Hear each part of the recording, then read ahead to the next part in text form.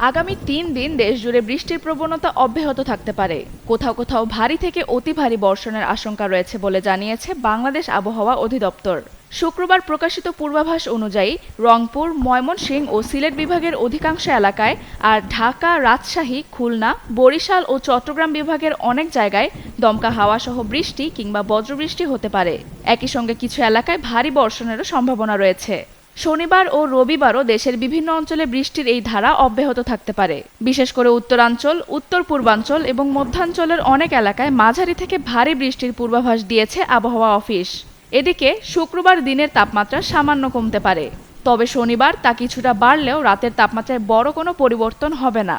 রবিবার দিন ও রাতের তাপমাত্রা প্রায় অপরিবর্তিত থাকতে পারে। গত ২৪ ঘন্টায় সবচেয়ে বেশি ২৮ মিলিমিটার বৃষ্টি হয়েছে বান্দরবানে।